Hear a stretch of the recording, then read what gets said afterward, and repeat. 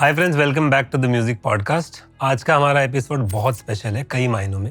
पहली बात, हमने पिछले 49 एपिसोड्स में काफ़ी सारे गेस्ट को बुलाया, जिसमें से कुछ आर्टिस्ट थे, कंपोजर्स थे, सिंगर्स थे, सॉन्ग राइटर थे, इंडिपेंडेंट म्यूज़िक से, रीजनल म्यूज़िक से, बॉलीवुड से। बहुत सारे एग्जीक्यूटिव्स आए जिन्होंने आपको म्यूज़िक मार्केटिंग के बारे में बताया, लेबल सर्विसेज के बारे में बताया। ऐसे बहुत सारे काम हुए। आज का एपिसोड मेरा ड्रीम एपिसोड है, जो मैं हमेशा से करना चाहता था, क्योंकि आज का एपिसोड जो हमारा सबसे बर्निंग इशू है, सबसे ज़्यादा जिसके लिए हमको ईमेल्स आई है, सबसे ज़्यादा लोगों ने बोला है कि कॉपीराइट और जितने भी तरीके के राइट्स हैं म्यूज़िक बिजनेस में, उन सबको डीमिस्टिफाई और डीकोड करने के लिए। ये हमारा 50th एपिसोड है। इसके बाद हम एक लंबी ब्रेक पे जा रहे हैं, क्योंकि we want to work on things, ideas and guests which truly are meaningful for the music industry, artists and executives who are currently in the business or who wants to come into the business.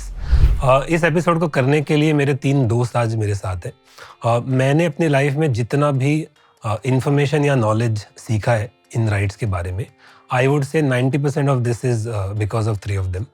And these 3 people individually are extremely successful and popular in their own field, and it takes a lot of courage for them to accept and come and spend this much of time. This is purely because of the love for music and musicians they have. I'll introduce them one by one to you. सबसे पहले हमारे guest जो हैं, उनका नाम है अतुल चुरामनी। वो मेरी उम्र से ज़्यादा एक्सपीरियंस रखते हैं इस म्यूज़िक इंडस्ट्री में। A&R जब शुरुआत हुई थी इस देश में, उन कुछ चुनिंदा लोगों में से हैं जिन्होंने सबसे अच्छा A&R और सबसे लंबा A&R इस देश में किया। CBS, gramophone, virgin records, Magna sound, Saregama, ऐसी बड़ी बड़ी कंपनीज में वो बड़ी पोजीशन में रह चुके हैं। उन्होंने बहुत सारे डिजिटल इनिशिएटिव लिए हैं। CRBT रिंगटोन तो किया ही है, बट जब सारेगामा में वो थे तो उन्होंने काफ़ी सारे डिजिटल इनिशिएटिव लिए थे। और उनका जो एक्सपीरियंस है, वो एक्सपीरियंस एक्चुअली अपने आप में एक लेगेसी है। बिकॉज मुझे नहीं लगता है कि इस दुनिया में कोई भी म्यूज़िक कॉन्फ्रेंस या कोई भी ऐसा प्लेटफॉर्म है जिस पे अतुल सर ने कोई ना कोई रोल नहीं निभाया हो। ऐसा कोई बोर्ड है सोसाइटी का जिसमें उन्होंने काम नहीं किया हो। ऐसा कोई शहर है इस देश में जहाँ पे जाके उन्होंने म्यूज़िक फ्रेटर्निटी, म्यूजिशियन से कम्युनिकेट नहीं किया हो। उनका नॉलेज पब्लिशिंग और कॉपीराइट के बारे में अनकम्पेयर्ड टू एनीवन है। And a lot of top people in the industry in India and abroad still refers to him for this kind of information. He currently has his own company, Turnkey Publishing, जो कि पिछले 10 साल से music publishing, independent music publishing को promote कर रही है। काफ़ी सारे इंटरनेशनल पब्लिशर के साथ काम कर रही हैं। इनवाइट करते हैं अतुल सर को। Atul sir, welcome to the music podcast. अगली हमारी गेस्ट है the youngest on the panel, and I know her for last 10 years. I think her story, her journey is amazing, because इतने कम टाइम में अपने आप को म्यूज़िक में इस पोजीशन में पहुंचाना अपने आप में एक कमाल की बात है। She is the most popular, most successful lawyer in the music and entertainment space. उनके जो क्लाइंट की लिस्ट है वो काफ़ी लंबी है। जब हम बात करेंगे तो उनसे ही पूछेंगे और वो भी हमको बताएंगे। You'll be surprised to know the list of the clients. बहुत सारे artist, film makers, production houses, music business से जुड़े लोगों को वो रिप्रेजेंट करती हैं। उन्होंने इतनी कम टाइम में काफ़ी सारी अचीवमेंट्स की हैं। वो फोर्ब्स लीगल पावर लिस्ट में रह चुकी हैं, billboard top entertainment lawyers in the world में रह चुकी हैं। इसके अलावा उन्होंने women of music India chapter शुरू किया, वो उसकी फाउंडर है, जहाँ पे वो लोग विमेन के लिए, म्यूज़िक इंडस्ट्री के लिए काफ़ी सारे प्रोटोकॉल्स, काफ़ी सारी अपॉर्चुनिटीज़, काफ़ी सारी चीज़ें कर रही हैं, जिससे म्यूज़िक इंडस्ट्री बहुत सारी अपॉर्चुनिटीज़ विमेन के लिए लेके आए और ये इंडस्ट्री बहुत सेफ और सिक्योर्ड इन्वायरमेंट भी प्रोवाइड कर सके। ऐसी एक talented, multi talented personality Priyanka Khimani, welcome to the music podcast. Last but not the list, somebody who I would say is one of the most learned person in this entire subject from the music label world. Music label के जितने भी executives हमारे देश में हैं, मैं actually without any doubt बोल सकता हूँ कि वो one of the most learned है इस सब्जेक्ट के बारे में। He is the CEO of times music. Times music जो कि एक जॉइंट वेंचर है इंडिया के मीडिया कंग्लोमरेट टाइम्स ग्रुप और primary wave. Primary wave is the most successful and known independent music publisher, जिनको आइकॉनिक और लेजेंडरी म्यूज़िक के लिए जाना जाता है। टाइम्स म्यूज़िक के अंदर 2 सब लेबल भी है, एक जंगली म्यूज़िक जहाँ पे वो फिल्म म्यूज़िक करते हैं और बहुत सारे रीजनल म्यूज़िक भी करते हैं, और एक है FFS जहाँ पे वो इंडिपेंडेंट म्यूज़िक और इंडिपेंडेंट म्यूजिशियंस को प्रमोट करते हैं। मंदार का भी एक्सपीरियंस काफ़ी लंबा है। वो चैनल वी के दिनों से इस इंडस्ट्री में है। चैनल वी के बाद उन्होंने साउंड बज़ की शुरुआत की थी, जो कि इवेंचुअली मोटोरोला ने खरीदा था। उसके बाद उन्होंने काफ़ी सारा अलग-अलग काम किया। Mandar Thakur, Mandar, welcome to the music podcast. और इन तीनों लोगों ने मिलके मुझे लगता है कि thousands of hours of content इन्होंने किया है, ऑनलाइन एंड ऑफलाइन। ये तीनों लोग बहुत ही डीपली पैशनेट है, बहुत ही डीपली इन्वॉल्व है म्यूज़िक और म्यूज़िक फ्रेटर्निटी को अच्छा बनाने के लिए। हमने जब ऑल अबाउट म्यूज़िक की शुरुआत की थी आज से 7 साल पहले, दोस्तों, you know, when something grows big, it's very difficult to understand how it all started. But I know those days जहाँ पे हम हर शहरों में जाते थे और कभी कभी 10 लोग आते थे, कभी 20 लोग, कभी 100 लोग, कभी कभी अरेंजमेंट्स नहीं होती थी, कभी फ्लाइटें नहीं होती थी, and you know there were moments when everybody had to put in a lot of effort to be able to do that. ये तीनों लोग उनमें से हैं जिन्होंने इस पूरी मूवमेंट को स्टार्ट करने के लिए बहुत सारा हेल्प, बहुत सारा सपोर्ट और बहुत सारा टाइम दिया था।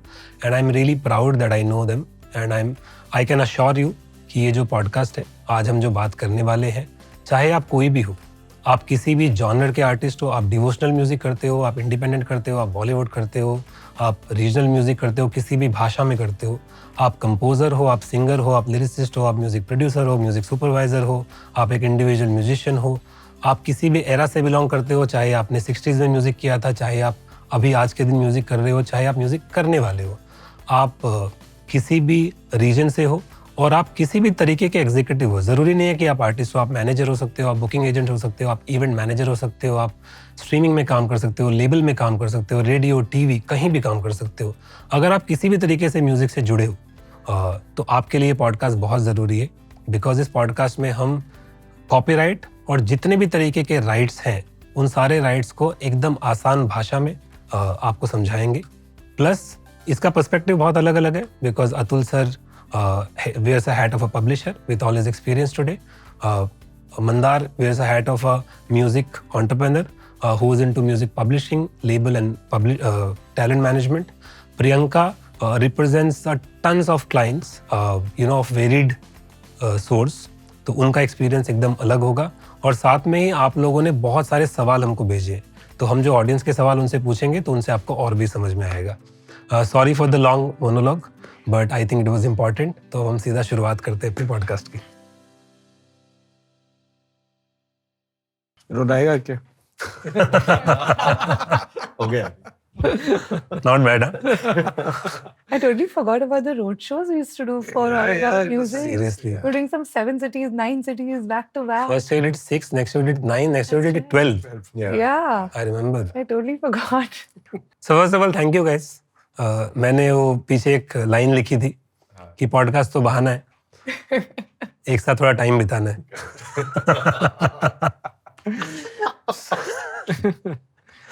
मुझे लगता है मजा आएगा। तो हम लोग शुरुआत करते हैं एकदम बेसिक से। हम ये मान के चलते हैं कि जो ये पॉडकास्ट देख रहा है या सुन रहा है, उसको कॉपीराइट्स के बारे में कुछ भी नहीं पता है। और वहाँ से शुरुआत करते हुए कि म्यूजिक का प्रोसेस कैसे शुरू होता है, कैसे कैसे राइट्स आते, और उसके बाद में उस राइट्स का मतलब क्या होता है, उस राइट्स को मोनेटाइज कैसे करते हैं, लाइसेंस कैसे करते हैं, उसका यूसेज क्या होता है। तो सबसे पहले इंसान से शुरू करते हैं जो दुनिया में आया था। Yes, thank you. Actually sir ना, पॉडकास्ट शुरू करने से पहले मेरे ख्याल से आप तीनों से मुझे ऑडियंस को ये पता होना चाहिए कि करंटली आप लोग क्या क्या कर रहे हो, है ना?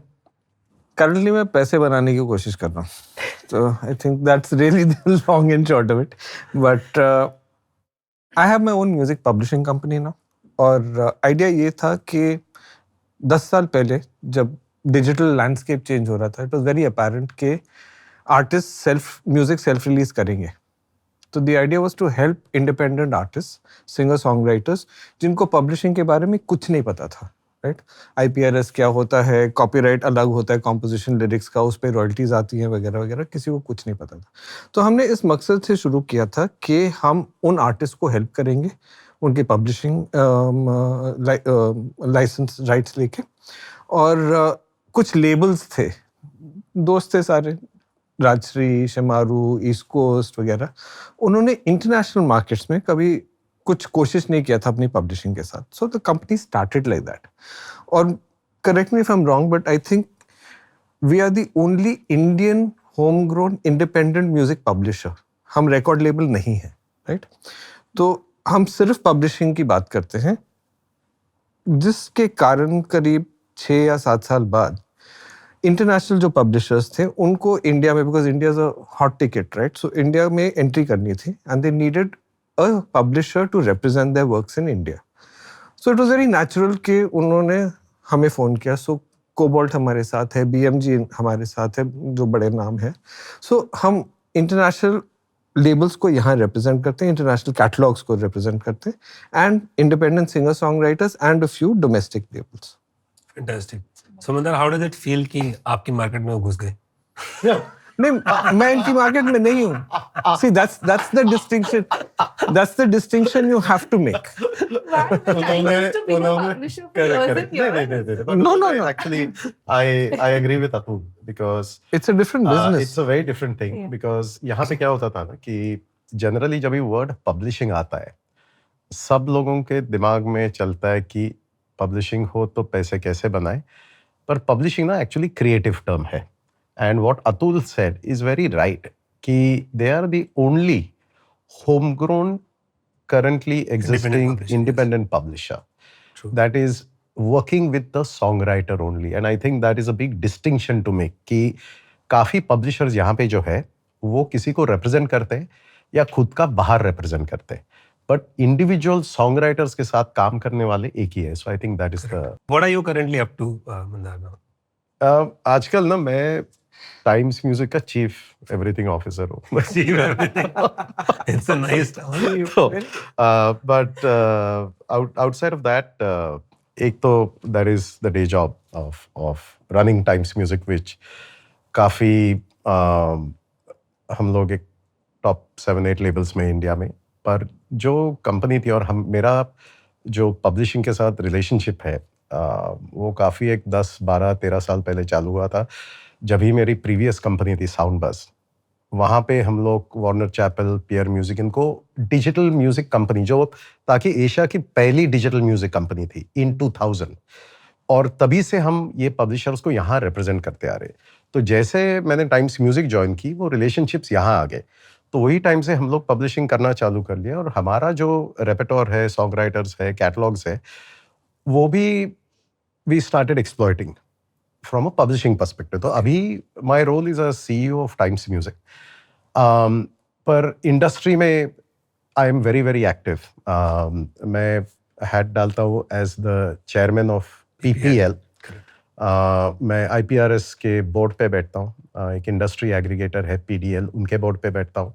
और इंडस्ट्री की जो बॉडी है, ये सोसाइटी नहीं, ट्रेड बॉडी है IMI, उसके बोर्ड पे बैठता हूँ. तो you can say I am very BORED board. So, आपने एक्चुअली अच्छी बात की. हम पॉडकास्ट में इन सारी सोसाइटीज़ के बारे में बात करेंगे एक एक करके, क्योंकि बहुत लोगों को शायद समझ में नहीं आया कि एग्जैक्टली कौन क्या करता है. और जितने भी इवेंट मैनेजर्स या इवेंट से जुड़े हुए लोग या जो लाइव करते हैं वो देख रहे हैं, उनको जब पता चलेगा कि आप PPL और IPRS दोनों के बोर्ड में बैठते हो, तो आपके इंस्टाग्राम पे बहुत सारे मैसेजेस आने वाले हैं, क्योंकि उनको बहुत सारे सवाल पूछने हैं, तो वो आपसे पूछ पाएंगे. तो लोगों को पता चल गया.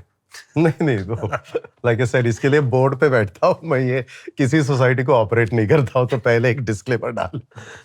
Okay, Priyanka, what are you up to these days?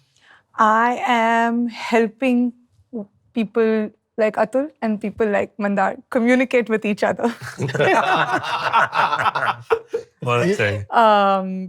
Currently, a lot of my role is spent helping on the one hand India में जितने भी artists हैं, talent है, across film, TV, music, social media, advertising, and I think anyone who's known me over the years knows that I've always been, for the large part of it, talent first.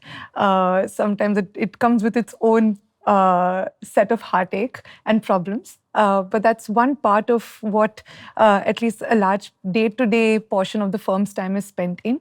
And the other half, which is what I currently end up doing, is to work with a lot of stakeholders in the business, whether they're publishers, whether they're artist-led businesses or businesses focused on rights, licensing, that are looking at navigating India and the Indian market, right? तो समझ लीजिए in the last few years जितने भी social media services हैं, OTT services हैं, काफ़ी सारे international publishers हैं, international societies हैं, जिनका इंडिया में either business करना ज़रूरी हो चुका है या तो business है पर उनको उसको कैसे revamp करें, कैसे restructure करें, हम इंडिया में are we doing the right thing, are we doing the right thing by stakeholders, by artists, by the society locally in India, how does our music become fully licensed? So I think a lot of my time is spent in that, and outside of that, music tech जो है वो मुझे बड़ा interesting लगता है. I personally feel that technology has disrupted a lot of the frontiers today in entertainment and the way we consume it. So more recently, I've joined the board of a company called SongTrader, which is today the world's largest music rights licensing marketplace. So a lot of the world's music goes through SongTrader, and they own interesting companies like Bandcamp, Seven Digital, वगैरह वगैरह. Locally India में बहुत सारे interesting entrepreneurs हैं जो चाहते हैं कि वो टेक यूज़ करके हमारी जितनी भी प्रॉब्लम्स है, I don't think we can solve all of them, but at least हमारे जो the way are societies operate, the way हम म्यूज़िक कंज्यूम करते हैं, लाइसेंस करते हैं, मोनेटाइज करते हैं, उसको ट्रैक करते हैं, उसको कैसे हम सिंप्लीफाई करें. Where a land of engineers, and the least we can do and try and do our best is to use tech to enable it. So मुझे बड़ा मज़ा आता है to work with a lot of the younger entrepreneurs, advising them with all the knowledge that I have and all the lessons that I've learned, or I see clients struggling with how to simplify music rights and music licensing. I feel that's the part that I enjoy the most and devote a lot of my time to. Fantastic. All the best for all your initiatives. Thank you. I'll ask another question. Which are your top clients right now? So I think we've been fortunate that in the past decade or so, I think we've represented almost everyone that's of some relevance and currency in the music industry, right from it's a mix of legacy artists, where we oversee estates or just see the entire catalog for them. And these are some of the most celebrated names that we've seen in the Indian film and music industry, to a lot of the truly independent music artists that we've seen now in the current wave of independent and non-film artists.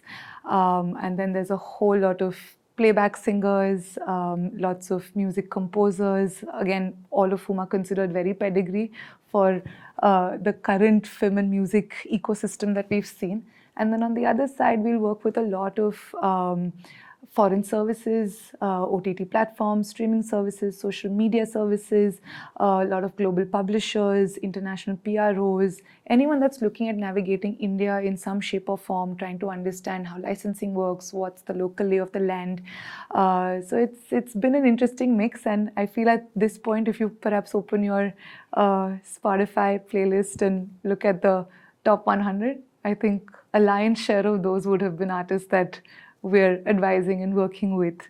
We have an interesting position, right? Because I end up working with talent across film, TV, and music. And when we say talent, we'll end up working with both anyone who's in front of the camera as well as behind the scenes.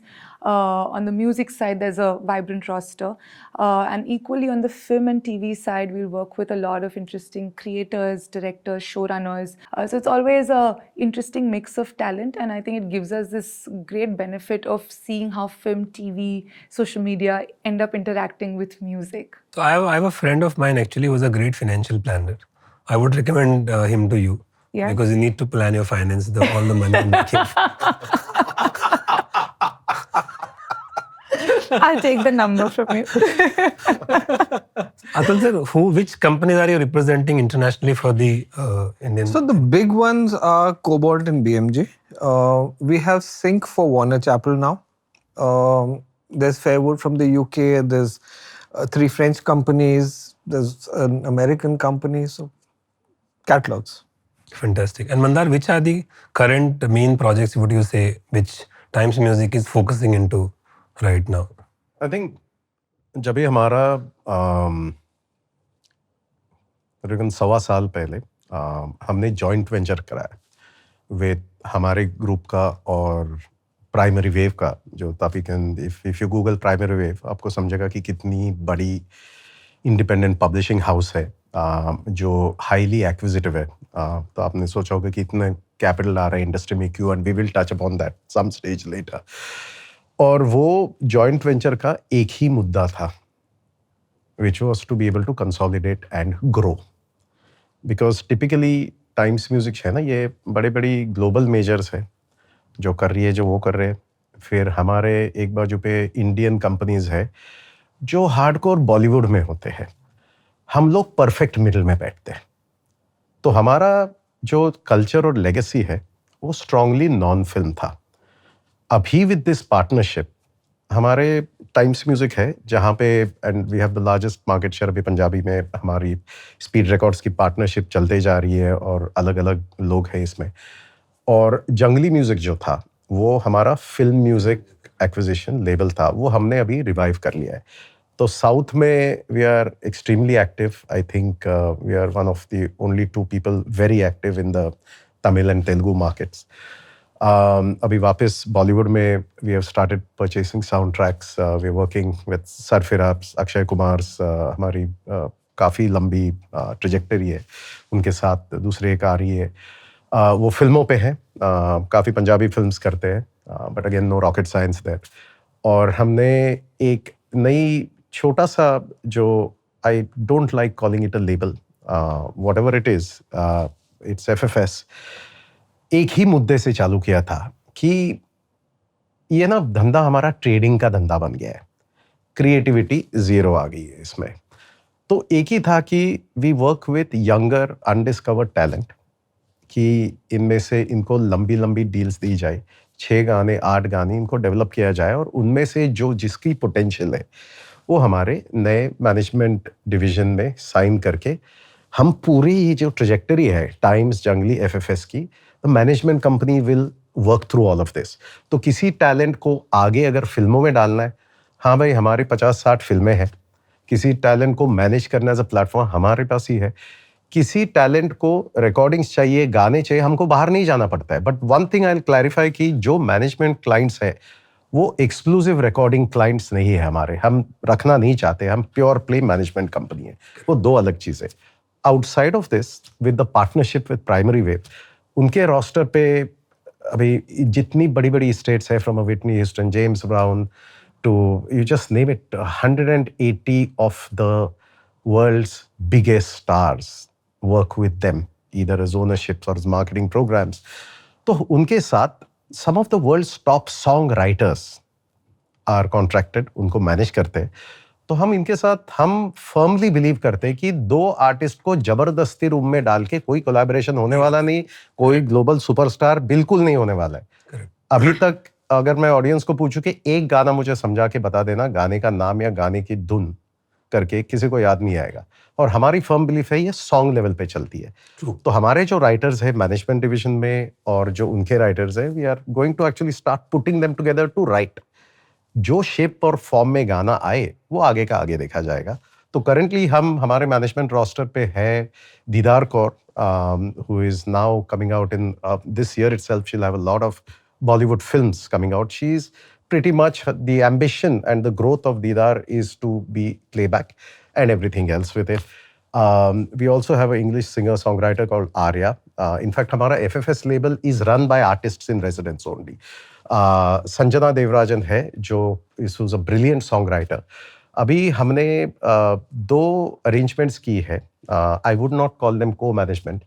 पर एक है नकाश अजीज के साथ, धर्मा cornerstone के साथ, और दूसरी है नंदी सिस्टर्स के साथ।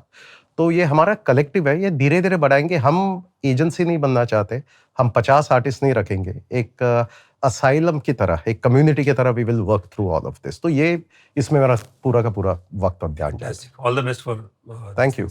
I have one follow-up question. What's the full form of FFS? It means what it means. One of us has to No, try. absolutely. समझ For वालों को friends' क्या sake. बोलते हैं? हाँ, for freaking- एक्चुअली मेरा 2 मकसद था आप लोगों को ये पूछने का। पहला तो ये कि मैं अपने पॉडकास्ट के ऑडियंस को ये बताना चाहता हूँ कि मेरी उठ बैठ बहुत बड़े बड़े लोगों के साथ है, you know. और दूसरा ये कि जो ये लोग बात कर रहे हैं आज पॉडकास्ट में, जो आपको समझा रहे हैं, उन लोगों का बहुत एक्सपीरियंस है and they are engaged not just in the past, currently into a lot of things. तो आप लोगों की जो भी अंडरस्टैंडिंग आप समझा रहे हो वो बहुत ही एक्सपीरियंस के साथ आती है, वो बुकिश नॉलेज नहीं है. There is a practical information. शुरुआत से शुरू करते हैं कि गाना जब बनता है, जब भी म्यूजिक की शुरुआत होती है तो वहाँ पे शुरुआत में किस किस प्रोसेस पे क्या क्या राइट आता है, और हम कोशिश करेंगे उसको जितना सिंप्लीफाई कर सके. और it's not a monologue, we can all jump into each other and I am gonna try and ask as many questions as possible in there. So, I don't know where to start, but see, the general impression in the Indian market है कि जो गाना होता है, एक गाना होता है, एक सिंगर होता है. That's the way songs are viewed, right? एक आर्टिस्ट होता है. पर पॉइंट ये है कि अगर उस दिन हम वर्कशॉप कर रहे थे, तो मैंने पूछा, मैंने कहा कमरे में कितने सिंगर हैं? सबने हाथ खड़ा, 50 एक लोग. मैंने कहा अच्छा, एक ऐसा गाना गाओ जो आज तक कंपोज नहीं हुआ. So where does it start, right? So the start of a song is when there's a composer and a lyric writer, जिनको हम songwriter बोलते हैं, because the composer could write some lyrics and the lyricist could compose. Sorry, मैं बीच में टोकता रहूंगा. एक myth है और कंफ्यूजन है बहुत लोगों को जब सॉन्ग राइटर वर्ड का हम यूज करते हैं, क्योंकि हमारे देश में हम म्यूजिक कंपोजर बोलते हैं और लिरिसिस्ट बोलते हैं. तो बहुत लोग कभी कभी ये सोचते हैं कि राइटर है तो सॉन्ग राइटर का मतलब लिरिसिस्ट होता है. बट सॉन्ग राइटर, कंपोजर और लिरिसिस्ट सबको ही सॉन्ग राइटर बोलते हैं. Because it's a Western expression जहाँ आर्टिस्ट खुद गाने लिखते भी हैं, right? A lot of artists write their own songs. तो वो पूरा गाना कंपोज भी करते हैं और लिखते भी हैं. So the whole structure, अगर आप Spotify देखेंगे फॉर एग्जाम्पल, आप क्रेडिट्स खोलिए, उधर क्रेडिट होता है to the song writer, not separately to composer and a lyric writer, क्योंकि वो कॉन्सेप्ट वेस्ट में एलियन है. जैसे यहाँ पे सॉन्ग राइटर टर्म एलियन है, वहाँ पे कंपोजर स्लैश लिरिसिस्ट एलियन है. तो जो सॉन्ग राइटर होता है, ही कुड आइदर कंपोज और राइट लिरिक्स, या दोनों कर सकते हैं. और इनफैक्ट जो म्यूजिक प्रोड्यूसर्स हैं वो भी सॉन्ग राइटर होते हैं. Not necessarily. Producer works on the recording, right? So he may have composed something, may not have composed. Correct. Okay. Right? And I just, sorry. No, please. No, I just want to quickly add to what Atul is saying that world over, as far as copyright law is also concerned, the most simply used term is either writer or author. Under Indian copyright law, हम author use करते हैं. तो चाहे वो author musical works लिखे या literary works लिखे, author होता है, right? Similarly, in the West, you usually use the term writer. But what we're saying is, whether you write composition, whether you write, melody, lyrics, you are an author/writer in the eyes of law. So actually, just to add a little bit of context to this, also ये जो Indian context है ना, इसमें ये थोड़ा सा cultural context है. एक है the term songwriter और दूसरा है कि हमारे गाने जो है ना, वो एक एक्सप्रेशन होते हैं एक बोली के. तो अभी उर्दू सोचिए या कोई भी भाषा ले लेना, इसकी अलग अलग वेस्ट में कैसे होता है, जॉनरा होता है, लैंग्वेजेस बहुत कम होते हैं. इंडिया में जॉनरा और लैंग्वेजेस, ये दोनों चीज़ों की वेट बहुत है. तो जब भी आप पिक्चरों के लिए लिखते हो और इंडिपेंडेंट गाना करते हो, ये दो अलग चीज़ें होती है. पिक्चरों के लिए आप जब लिखते हो तो जैसे साहिर लुधियानवी और जावेद साहब होते हैं, ये लोग एक सिचुएशन होती है और एक वर्बियोस होती है, मूवी की एक लाइन होती है, और गाने कभी कभी लिरिक के ऊपर कंपोज होते हैं. सो जो लिरिक है ना, वो इंडियन म्यूजिक में बहुत ही एम्फसाइज होते हैं.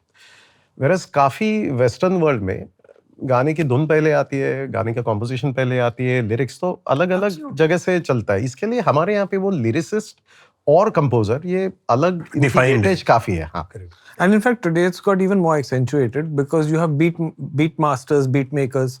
तो वो पहले बीट आती है, उसके ऊपर everything follows. Rap music, I mean, everything is written on essentially. Right. So in India, और ये जो लोग लिखते हैं, this is really from film music, कि एक म्यूजिक डायरेक्टर होता है. अब म्यूजिक डायरेक्टर का क्या मायने होता है, जो आपने पूछा था, is a producer and composer. Normally Anu Malik is a music director, वो कंपोज भी करते हैं और he oversees the production, right.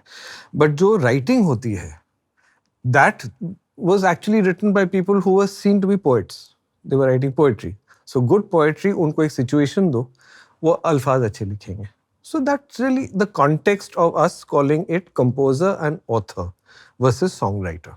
So अब हम पूरे पॉडकास्ट में जब जब सॉन्ग राइटर बोलेंगे उसका मतलब है Composer कंपोजर एंड लिरिसिस्ट और or lyricist and or. composer and or lyricist. Lawyer बोली and/or. Anyway, so coming back to the music bit, right?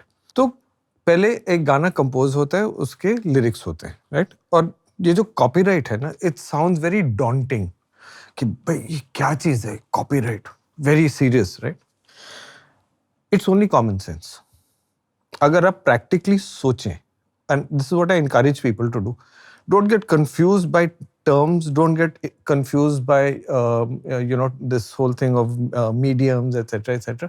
आप सिर्फ logically सोचिए. So first you have, let's say we're talking about Anu Malik and Javed Saab, right? They're sitting in a room and they've been told by JP Datta Saab, write us a song for this film, right? So they sit, compose and write a song called Panchi Nadiya.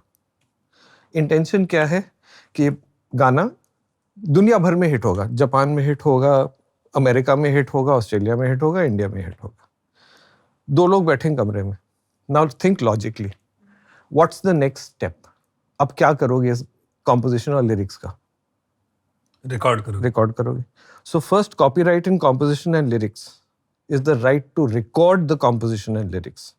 You can record it for the first time, which is called the first recording, or you can re-record it. हम remix बुलाते हैं उसको, but it's actually only a re-recording of the composition and lyrics. You can do it today, you can do it tomorrow, you can do it after 59 years, right? So it remains the same right. The right is to record the composition and lyrics. ठीक है? तो आप समझो studio गए, एक studio में आपने एक रिकॉर्डिंग कर दी. Let's call it, पुराने दिनों में मास्टर टेप बुलाते थे, आजकल एक डिजिटल फाइल आपने क्रिएट कर दी, वो गाना स्टूडियो में बैठा हुआ है. जापान कैसे जाएगा? डिस्ट्रीब्यूट करोगे? नहीं.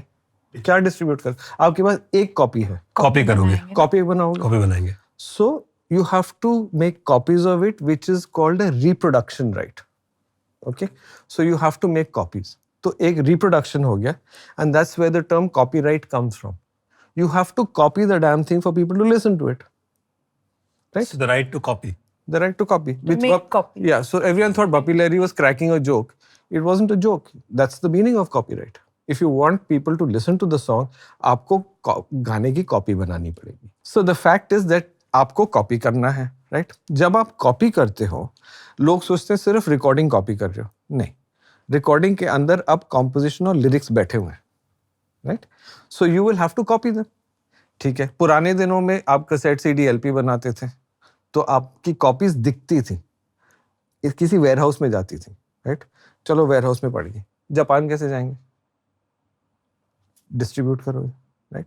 तो एक वैन आती थी, प्लेन में जाते थे, डिस्ट्रीब्यूट करते थे. आजकल फाइल की कॉपी बनती है, वेब फाइल की कॉपी बनती है, एक कंप्यूटर में जाती है, दूसरी कंप्यूटर में जाती है, तीसरी कंप्यूटर में जाती है. वो क्या हो गया? डिस्ट्रीब्यूशन और सेल. आप बेच रहे हो, right? So sale and distribution right हो गया तीसरा राइट. अब आप गाने को पॉपुलर कैसे करोगे? लोगों को कैसे पता कि वो गाना सुनना है, कंज्यूम करना है? आप रेडियो पे बजाओगे, टीवी पे बजाओगे, मतलब आप पब्लिक परफॉर्मेंस करोगे, मॉल्स में बजाओगे, दुकानों में बजाओगे. So that is the public performance right. Sorry sir, मैं बीच में एक बार रोक रहा हूँ. एक्चुअली जब मैं भी इवेंट्स और लाइव शोज से ही करियर की शुरुआत की, और बहुत सारे आर्टिस्ट ना जब भी परफॉर्मेंस वर्ड सुनते हैं उनके दिमाग में ये आता है कि परफॉर्मेंस मतलब जब लाइव आप परफॉर्म कर रहे हो. करेक्ट. बट आप ये बोल रहे हो कि इन आर टर्मिनोलॉजी पब्लिक परफॉर्मेंस का मतलब ये नहीं है कि आप लाइव परफॉर्म कर रहे हो, आपका कंटेंट परफॉर्म कर रहा है. So we are talking about the public performance right in the composition and lyrics. Okay. This is not about the artist. Artist has a performing right. Okay. Correct. अलग हम होता है. कंटेंट की बात कर रहे हैं, हम म्यूजिक सिर्फ की बात कर रहे हैं. कॉम्पोजिशन और लिरिक्स की बात कर रहे हैं. ठीक है, तो आपने रेडियो टीवी पे बजाया, इस्टेब्लिशमेंट्स में बजाया, आपका हो गया public performance. Okay, fine, 4 right. Now what happens is someone hears the song. Subhash ji जा रहे, उन्होंने बोला यार गाना अच्छा है, मैं अपनी पिक्चर में डालता हूँ. So then he asked for permission to put the song in a film which is called a synchronization. आप पिक्चरों में कर सकते हो, आप एड्स में कर सकते हो, डॉक्यूमेंट्रीज में कर सकते हो, OTT कंटेंट में कर सकते हो. आपने गाना उठाया और एक विजुअल के साथ मैरी किया, उसको सिंक्रोनाइजेशन बोलते हैं. And I just want to interject here. The word synchronization actually isn't used anywhere in the Copyright Act. In the composition and lyrics, In it the is. Not in the sound recording. So just to bear that in mind. So a that lot is of the actually a very verbiage- interesting point which I raised Yeah. to lawyers many years ago. That the sound recording right, it doesn't say synchronization. But it says it's in the to composition. Incorporate, yeah, but Incorporate it's in to a new sound incorporate recording. it in a new sound recording. And I'm only saying because a lot of the listeners right today rely on information that's just out there and a lot of terminology जो globally हम Correct. loosely use करते हैं, right? Like mechanical, like we say reproduction, Correct. right? Public performance, communication to the public, synchronization, to incorporate in a cinematograph film.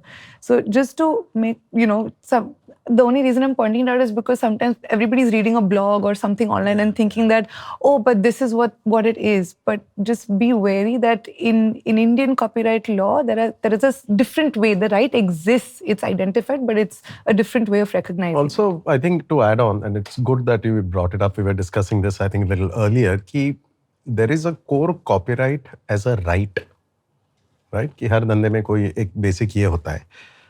And the usages of those rights are different. तो जब भी आप कोई Instagram देखते हो, blog देखते हो, and I want to be very clear to a lot of people watching these episodes कि आजकल तो कोई हर एक एक्सपर्ट हो गया ये सब्जेक्ट पे, बट आप अपने दिमाग में सिर्फ रख लेना कि जो राइट्स होते हैं, जब आप मैकेनिकल सोचोगे, पब्लिक परफॉर्मेंस सोचोगे, कम्युनिकेशन टू द पब्लिक, ये अलग होते हैं. और कई राइट्स है वो राइट्स नहीं है, वो यूसेज के डेफिनेशंस है. Correct. जैसे सिंक्रोनाइजेशन है सिर्फ डेफिनेशन ऑडियो वीडियो के साथ मर्ज स्लैप करना, मतलब Slap इकट्ठा.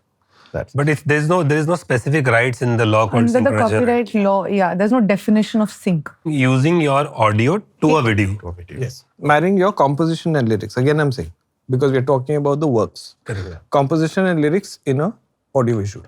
Okay. Then you turn around and say, मुझे थोड़ा उसको change करना है, उसके बीच में एक rap डालना है. Okay. So what are you doing? You're adapting the original work by introducing something new. आप उसको मेलोडी को चेंज कर रहे हो, आप लिरिक्स चेंज कर रहे जैसे हो. रीमिक्स या रीमेक करते हैं. हाँ, so this is a very loose term which actually means nothing. Remix actually means when you're using the recording itself. But Original that's recording. the original Remix is slightly different. You're changing the recording itself. So that's different. But adaptation means composition and lyrics Lyrics को and or lyrics को आप change कर रहे हो, original को. Okay. And then like happens these days, पिक्चरें बनती है मल्टीपल लैंग्वेजेस में, राइट? सिमिलरली गाने भी can be in various languages. So एक लैंग्वेज होता है और फिर उसके ट्रांसलेशंस बनते हैं. So the final copyright in composition and lyrics is the translation right. तो ये 7 कॉपीराइट होते हैं, इसके अलावा कुछ नहीं होता है कॉम्पोजिशन लिरिक्स में. Okay. And any usage, and why have they defined these rights? Like they were saying, usage will come from one of these rights.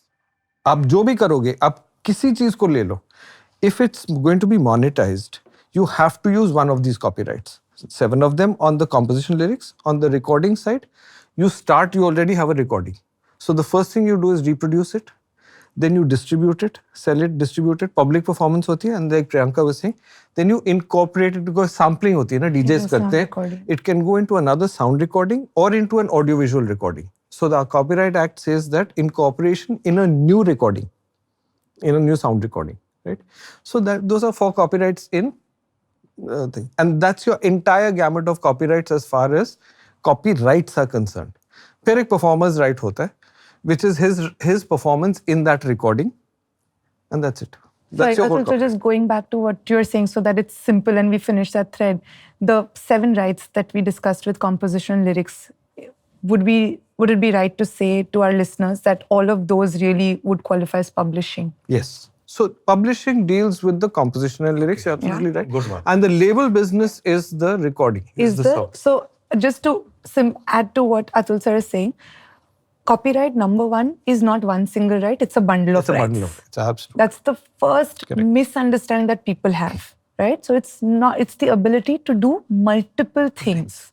And then copyright in composition and your lyrics which is what we're talking about, authors, right? Whether you write literary works or musical works, all of these multiple rights to make copies, to communicate it, to synchronize it, to translate, adapt, all of those rights put together is what loosely everyone terms today as publishing. Okay, in India, the more appropriate term, again, publishing, you've not defined it per se under Indian copyright law. We say underlying works. Right? What are the underlying works? Again, the musical works and the literary works. So that's publishing put together, all of those 7 rights. And then जो master rights कहते हैं, which are sound recording rights, which are more limited. There are about 3 or 4 different rights. So those are, again, the term, I don't think we have master recording, we use sound recording. Yeah. So your master rights and your publishing rights. So the term underlying works is used only because within the sound recording, like I was saying, there is the composition and lyrics. You can't use the sound recording without the composition and lyrics. So I always Publishing and underlying is the same. But which is also the... So Yeah. publishing involves the composition and lyrics जो sound recording के अंदर बैठी हुई है.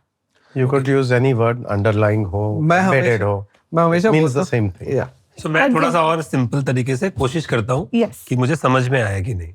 तो सबसे पहले कि कोई भी गाना किसी धुन के बगैर गाया ही नहीं जा सकता. करेक्ट? सो धुन और लफ्ज. धुन और लफ्ज के बगैर. करेक्ट. तो हम ये बोल रहे हैं कि म्यूजिक, कॉम्पोजिशन और लिरिसिस्ट, इन दोनों को इंटरनेशनली सॉन्ग राइटर वर्ड हम यूज करते हैं. सॉन्ग राइटर का मतलब है या तो आपने धुन बनाई है, या आपने लिखा है, या आपने दोनों किए. करेक्ट? इंडिया में हम म्यूजिक कंपोजर, म्यूजिक डायरेक्टर कुछ भी बोले जिन्होंने धुन बनाई है, लिरिसिस्ट बोले, ऑथर बोले, कुछ भी बोले जिन्होंने लिरिक्स लिखा है.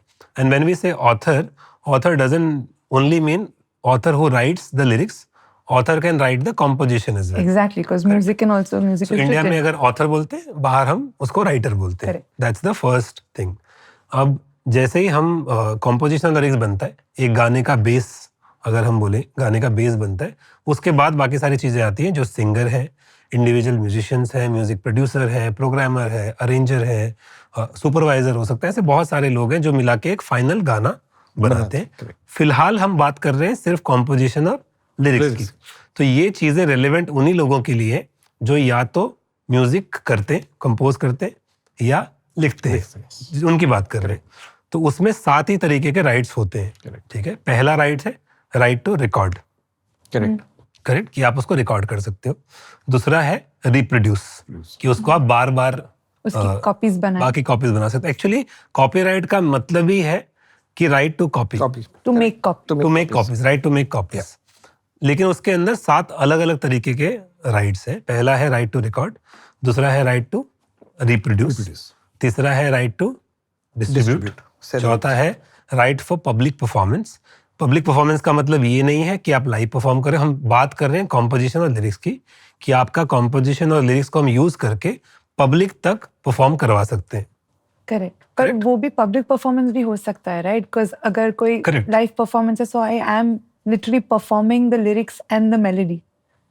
सो Correct. It is part of public It is, yeah, I think I agree. Definition, तो थोड़ा सा उसमें एक डेफिनेशन भी है हाँ. और राइट का नाम भी है. Simple चीज है, जब एक गाना बजता है to multiple people at the One same to time. many. One two many. One to many.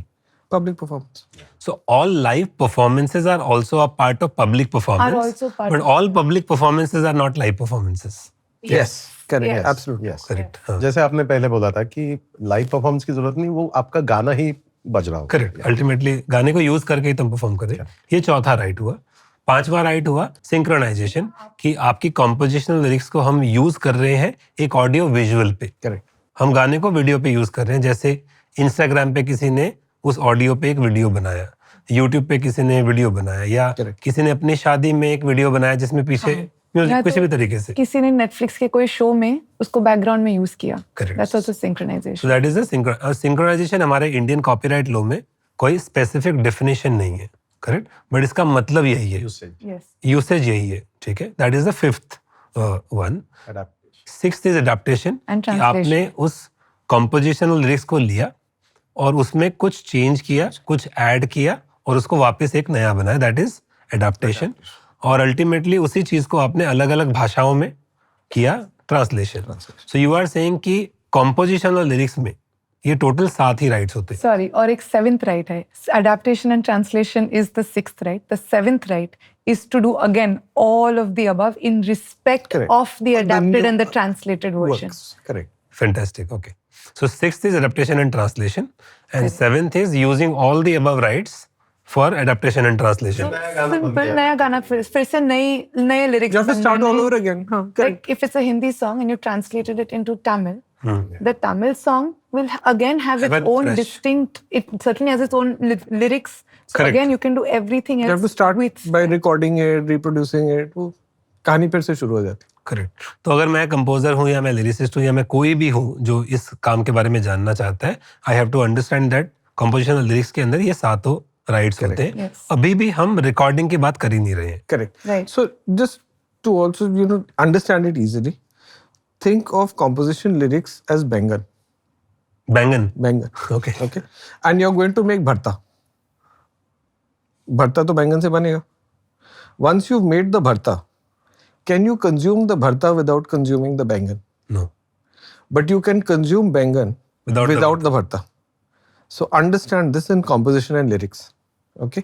Once the sound recording is the bharta, every time you use the bharta, you're using the bangan. But when live performances, for example, right? Antakshari jab hum khel rahe, you're not using the bharta. It's only the bangan. Sir cooking का कुछ तो फायदा होना चाहिए ना. तो actually कोई भी जो ये सुन रहा होगा वो अपना एग्जांपल खुद बना सकता Correct, है कि इंग्रेडिएंट्स से फाइनल प्रोडक्ट बनता है. तो फाइनल प्रोडक्ट में इंग्रेडिएंट्स तो होने ही पड़ेंगे. ठीक है. Which are monetizable. See, that's the point about copyright. हाँ, और एक बार जो final product बन गया है उसमें से then you Ingredient can't just निकाल- sift You out can't take it out. the every निकाल time you सकते. consume the final product, you will end up consuming the ingredients. So actually, maybe I'm jumping the gun a bit, but लोग सोचते हैं कि अगर मैंने एक गाने का इंस्ट्रूमेंटल बजाया, I'm not using the lyrics. So therefore, I should be paying only half the copyright because I'm not using the lyrics. But it's not like that, because when the creation is made, it is credited to both parties, people equally. what we call composer and lyric writer. So if you're going to play Churalia only on a guitar as an instrumental, you have to understand R.D. Burman and Anand Bakshi. Both of them are, was it Anand Bakshi? I'm not sure. Both of them have to be paid royalties. First blooper. Okay. So ये हमारी हो गई कि इन 7 rights को मिला के publishing right होते हैं. करेक्ट. Yes. और अभी हम कॉपीराइट की बात कर रहे हैं, सिर्फ लिटरेरी वर्क की कॉपीराइट. लिटरेरी वर्क का मतलब आइदर आप कंपोज कर रहे हो या आप लिख रहे हो. Sorry, literary wrong word. बात कर रहे हैं. हम अभी ऑथर्स की बात कर रहे हैं, Rights. कंपोजर और लिरिसिस्ट की बात कर रहे हैं. और कुछ टर्म्स जो हम यूज करते हैं उसका मतलब एक ही है. Correct. जब हम अंडरलाइंग राइट्स बोलते हैं उसका मतलब भी पब्लिशिंग राइट होता है. करेक्ट. और कौन सा और terms? जब हम म्यूजिक कंपोजर लिरिसिस्ट का उसका मतलब ऑथर होता है. करेक्ट. ये हमारा क्लियर हो गया. तो अब आ जाता है रिकॉर्डिंग में कि अब ये तो हो गया कंपोजर और लिरिसिस्ट का राइट. अब मान लीजिए एक रिकॉर्ड बन गया, उसके बाद क्या क्या राइट्स होते हैं? Just like we said, no? Same process. You have to make copies. So the first thing is reproduction. You have to distribute it. तो सेल आ गया उसमें. Public performance, लोगों को गाना सुनाना है. And synchronization को वहाँ पे बोलते हैं incorporation in a new recording. क्योंकि वो सैम्पल भी हो सकता है. जो डीजेस काम करते हैं फॉर एग्जाम्पल, वो सेम यूज वो सेम रिकॉर्डिंग यूज कर रहे हैं. जो अदर अडेप्टेशंस लेट से बनते हैं, थोड़ा सा सैम्पल लेके. अभी इसका गाना आया था, आई थिंक Eminem का Houdini, very big, right? They have sampled a bit of the Steve Miller Band Abracadabra, right? So therefore you can put it in a new recording, you can put it in a audio visual.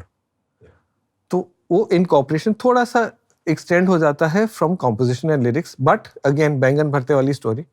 आपने sample किया recording, तो publishing को भी पैसा जाएगा उसमें, not only the recording. Correct. तो okay, तो मैं समझता हूँ कि एक तो हो गया कि पब्लिशिंग अंदर ये 7 राइट्स आ गए. Correct. This is the copyright of composer and the lyricist. Correct. Yes. In the same way, there is a copyright of the recording, the final product, master rights. master. Master. तो एक बार जब उस composition और lyrics को use करके एक गाना हमने बना लिया और उस गाने की फाइनल फाइल बना ली, उस फाइनल फाइल का जो राइट्स है that is the sound recording और Sound master. sound recording rights जो 4 हैं. Okay, That's it. कौन से 4 राइट्स हैं सब? So we reproduction, sale distribution, public performance, and incorporation in a new recording. तो कौन से Sampling. 3 राइट हमने मिस किए इसमें?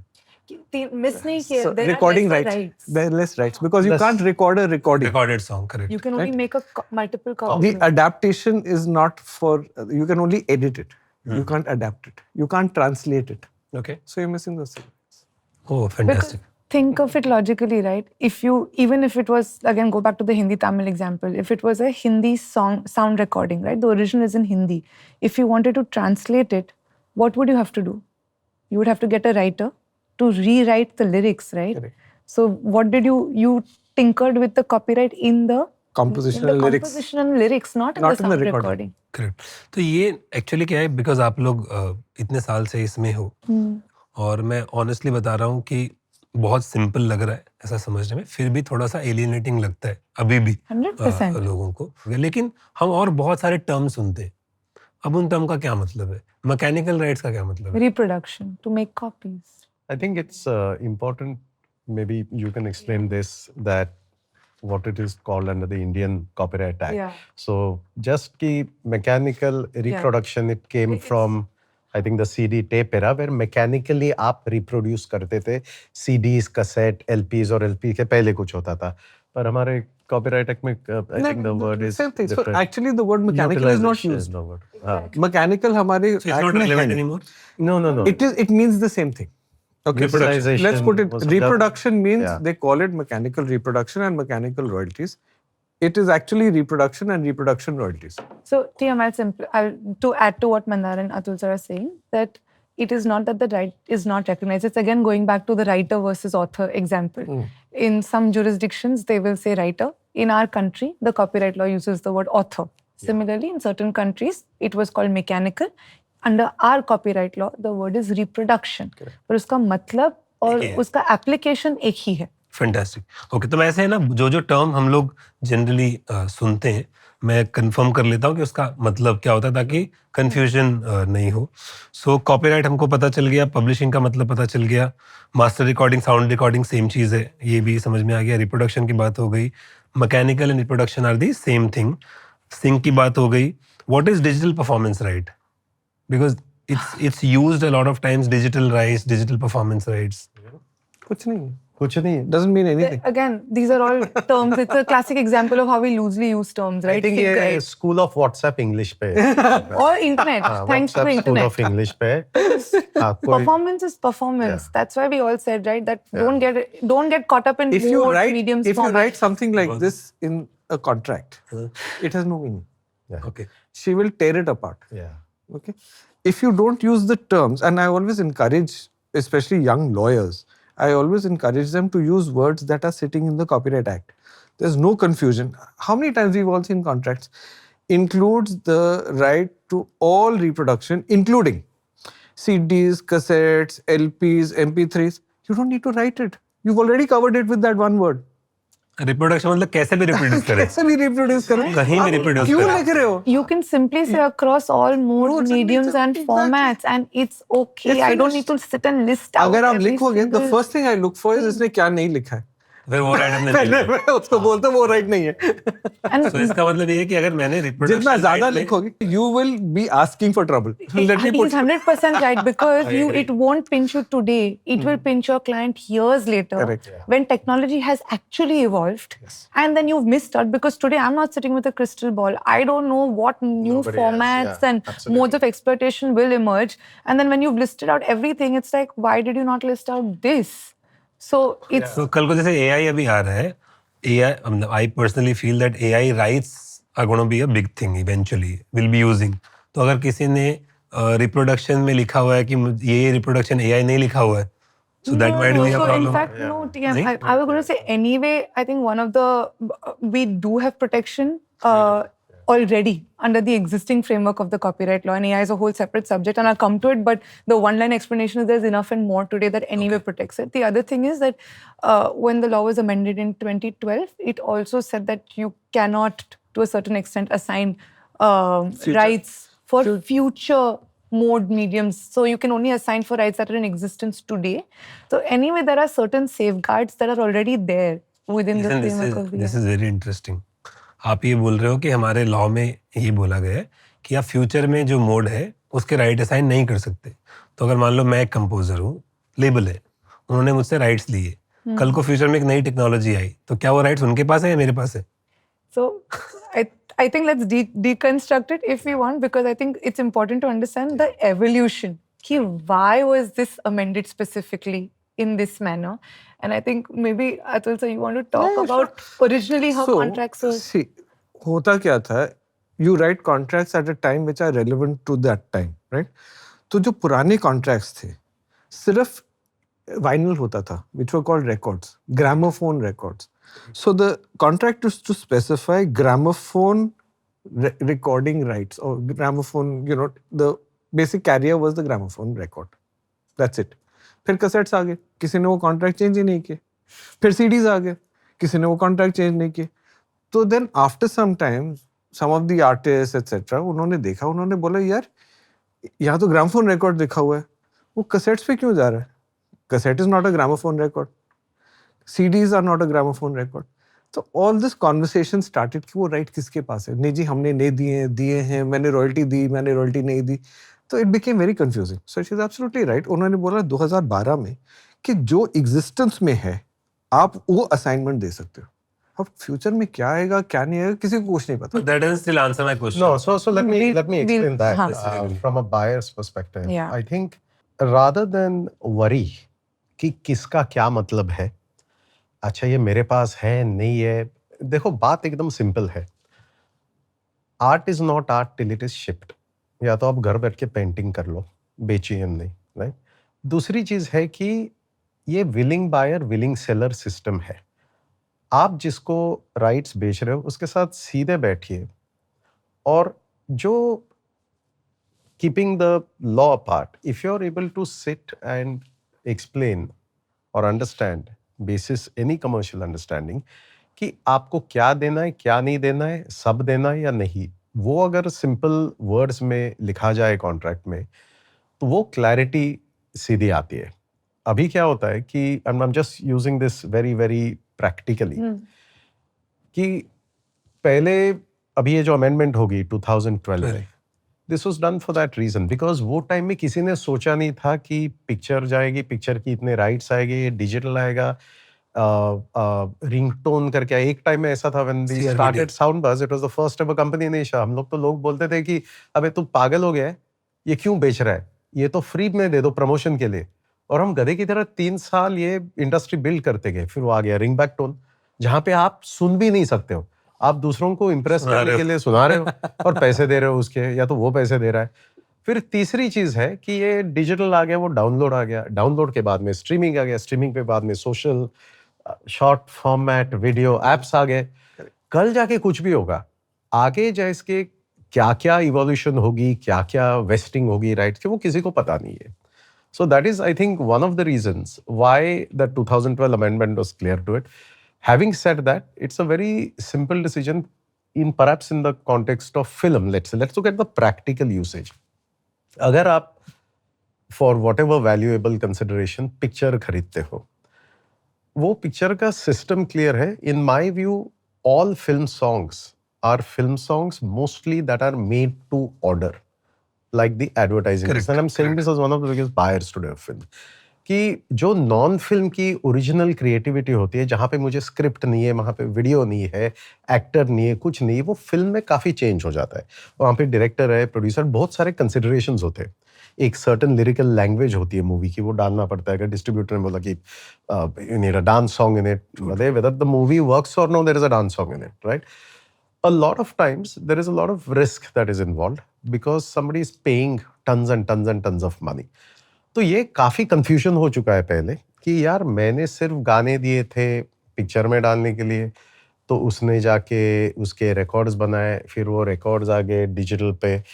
तो ये सारा confusion I think it's very clear. अगर दो पार्टी जो सामने आमने बैठ के धंधा कर रहे हैं, वो जितनी उनको क्लैरिटी है वो क्लैरिटी कैप्चर कर लेना कि सब के सब कर रहे हो, आगे जाए तो ask for your pound of flesh at that point of time. I was just going to say he makes a very valid point, क्योंकि कॉन्ट्रैक्ट क्या होता है? contract is जो हमने बात करी है, दोनों वो तो agree क्या किया, दोनों में agree जो किया है, agree वो paper पे है, So he's तो absolutely right, and you know people shy away from this कि हम यार वो I don't know how to approach It it. still doesn't answer my question. What was your question? I My forgot. question is कि अगर मैं एक composer हूँ, आप एक लेबल हो, मैंने आपसे आज एक कॉन्ट्रैक्ट साइन किया जिसमें लिखा कि राइट टू रिप्रोड्यूस जो भी राइट्स आपके पास है, क्या इसका मतलब है कि फ्यूचर में आज से 10 साल बाद एक नई टेक्नोलॉजी आई, एक नया फॉर्मेट आया, उसका राइट्स किसके पास है?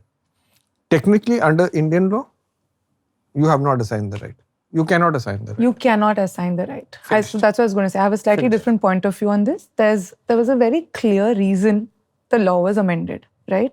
And going back to stories, and I personally have had experiences at the beginning of my career, and even now, right, for certain legacy estates that we end up looking at. क्या होता था पुराने ज़माने में when we had these contracts, and Atul was absolutely right. We never anticipated that technology would emerge the way it has.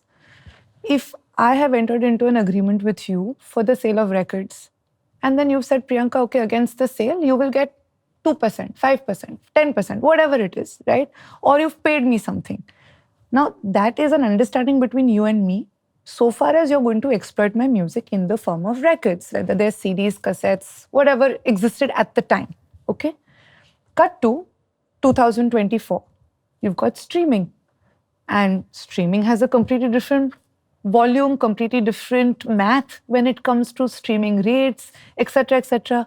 You and I never even talked about, hey, what happens if the same music is also going to be streamed? Why should either one of us assume that the same 2%, 5%, 10% that should have applied to the sale of your cassette or CD should now also apply? Right to the stream. That was the basis of a lot of disagreements. more commerce. Yeah. Correct. And it formed the basis of some degree of disconnect between the person who created the music and the person who acquired these rights. Okay? So there's two different aspects. Commercially, yes, we found solutions, and to Mandar's point and Atul sir's point that, you know, you've arrived at ultimately commercial seller, commercial buyer. You sort of see, hey, what was the intent? You did want me to own all the rights. Come on, let's arrive at an understanding. And world has moved on. But the law was specifically amended to avoid a lot of these scenarios because, like I said earlier, we're not sitting with a crystal ball. I can't anticipate how technology will evolve. But more than that, I cannot anticipate what is the new revenue model for that technology that will be commensurate to the creativity or to the commerce of being in the business of creativity. Take AI, for example, right? Sure, I know there are some people who might say that, okay, I'm going to go back and pay my creators who are, you know, creating this music for my AI platform. But we don't even know today, how is that AI generated track going to be used? What is the multiple of the revenue on exploitation of that track? So why should I be okay today with this some fee, right? So that's why the law has built in a protection saying, as on date, you cannot assign or license rights in modes, mediums, and formats that do not exist on the date of you and I entering into this transaction. But I've seen hundreds of contracts. Yes, so I'll come to that also. Every contract mentions that future mode But and media. it says to the extent applicable in law. And that's why both of them here are saying So if that tomorrow the law changes, you know. Whatever is the foreseeable. no, maybe a court of law, maybe somebody will actually go to court and decide that, you know, if I was a buyer, I might say, hey, but listen, the commercial intent was for me to own all of these rights. I've made the investment in it. Now is you why can't. Also, Also, English is if a very- new revenue is coming, the old revenue is going also. इस vinyl का record का revenue खत्म भी हुआ तब cassette आया, cassette का भी खत्म हो गया, I सीडी think आया. it's, you're right. It's also important, like I said, what is law? And I've said this many times, we've all been on panels together. It is a business practice relevant for the time. Correct. That business practice is a handshake between parties involved. वो parties agree करते हैं, फिर वक्त बदलता है, लोग बदलते हैं, circumstances बदलते हैं, तो वो business practice amend होनी चाहिए, because उसकी revenue जो आ रही है, वो भी amended है. वो revenue आ रही है, अभी वो agreement सिर्फ दोनों में नहीं है, अभी तीसरा या चौथा है, जो वो टाइम में बॉन्ड नहीं था. लाइक अभी यू नो कि पहले वो टाइम पे क्या था, रिटेल स्टोर्स होते थे, डिस्ट्रीब्यूटर्स होते थे. अभी शॉर्ट फॉर्मेट वाले अभी कुछ है, तो इनका कौन क्या किस पे बिजनेस के प्रेशर है किसी को पता नहीं है. इस कारण अगर कॉन्ट्रैक्ट में इंटेंट कैप्चर किया जाए वेरी वेरी क्लियरली, काफी आगे का सिंप्लीफाई हो जाता है कि मेरी इंटेंट क्या है. अगर आपकी intent, like I said, the word willing buyer, willing seller is very important, कि किसी के बंदूक रख के नहीं कि ये साइन कर लो. उसमें इंटेंट कैप्चर किया जाए कि देखो मेरी इंटेंट है, आप मुझे, इंडिया ना ये हमारा कल्चर कैसा कि सामने से आप मुझे पे कर लो, रॉयल्टी बाद में. अभी भी काफ़ी सिस्टम चालू है जहाँ पे अरे रॉयल्टी बाद में आएगी ना, अभी के अभी जो है वो हाथ मार लेना. तो उसमें क्या होता है, मिसअंडरस्टैंडिंग होती है और एक अंडरस्टैंडिंग होती है. अगर वो understanding, like I said, intent है कि ये कर लेना under the extent permissible under law, उसके बाद में exploitation becomes easier to understand. Got it. You see, and एक चीज है, you have to remember that in some respects हमारा जो लॉ है दुनिया में सबसे अच्छे लॉज कि it would be counted among them, because clearly कहता है कि जो भी असाइनर असाइनी है, it doesn't matter, you can assign, don't assign, royalties are guaranteed under law to the composer and author. But that also is again So- under the amendment, right? Yeah. Again, so the 2012 amendment It's very significant. good. It's very good. और वो कहता है कि so you know, as a from the other side of the table, if you're talking to a composer, आप बोलेंगे देखिए भाई, maybe the format is not invented, लेकिन जब भी होगा आपको 50% तो मिलने ही वाला है ना. करेक्ट. तो एक्चुअली उस पे आते हैं, मैं हम लोग थोड़ा सा जंप कर गए बिकॉज मुद्दा बहुत इंटरेस्टिंग था, थोड़ा सा जंप कर गए. तो हम लोग राइट्स से फिर आते हैं कि एक तो राइट्स है, फिर उस राइट्स के यूसेज है, उस यूसेज से मोनेटाइजेशन है, रॉयल्टी है. सो अब हमने राइट्स की बात कर ली कि किस किस तरीके के राइट्स होते हैं. अब इन राइट्स के यूसेज की भी हमने बात की, बट इस यूसेज की रॉयल्टी या मोनेटाइजेशन कैसे होता है उसके बारे में बात करते हैं. कि जो हमने रिकॉर्डिंग राइट्स बोला, जिसको हम रिकॉर्डिंग बोले या रिप्रोडक्शन बोले, सॉरी Yeah. रिकॉर्डिंग राइट्स हम बोल रहे हैं, मैकेनिकल रिप्रोडक्शन के लिए बोल रहे हैं. रिकॉर्डिंग राइट्स का भी मोनेटाइजेशन करना है, उसकी रॉयल्टी आती है, या हम पब्लिशिंग का जो राइट्स है उसके भी हमारे पास रॉयल्टी आती है. Yeah, and before that, I think we have to also describe. We discussed authors and writers and authorship. We need to understand ownership. Authorship and ownership are not the same thing. Yeah, fantastic. And once, just like we understood the difference between publishing and master or sound recording, we also need to look at ownership and authorship to understand monetization and royalty. So, okay, I'll take this one. We now know who is an author, right? Somebody who's written and composed, right? And now the owner could be the author himself, or it could be a person to whom I am assigning or licensing these rights. So I've transferred these rights. Or it could be somebody who has commissioned me to render a service of writing. In all cases, authorship and ownership. So you'll take three different scenarios, either works for hire or assignment or license. They're all forms of transfer of ownership. तो या तो मैं अपना गाना किसी को बोल रहा हूँ कि मैं ही मालिक हूँ, आपको मैं लाइसेंस कर रहा हूँ. दूसरा, मैं मालिक हूँ, मैंने आपको असाइन कर दिया कि अब से ये आपका है. और तीसरा है कि किसी और ने मुझे हायर किया कि यार मेरा ये काम करो. ये तीन सिनेरियोज है. Correct. Correct. Okay. Correct. So in तीनों scenarios में, we have to understand who is the author, who is the owner. Owner. So let's take works for hire first. एक films, easier example. Movies, correct. By and large for movies, and like Manda rightly said, there are different commercial considerations. So by and large in the movie industry, it is a given that your services are being rendered on a works for hire basis. Somebody's कोई आता है, आपको एक situation है, आपको एक script है, there's a construct of the movie, etc. And you're rendering your services, whether you're doing sound background or you're doing soundtrack of the entire film. In that situation, the producer is deemed to be the first owner. Now let's understand who's the producer. The producer is not music producer as we understand. The financer who's putting in the money. So that not necessarily finance. No. The Not under the law. It's, Yeah. The definition is not finance. It's the person who causes or who initiative, sort of takes initiative. who causes the works to be created, right? Or the film or the sound recording. So it's Supradha. that person who sort of puts it together. That person is the producer, and in a works for hire arrangement, that producer is the first owner.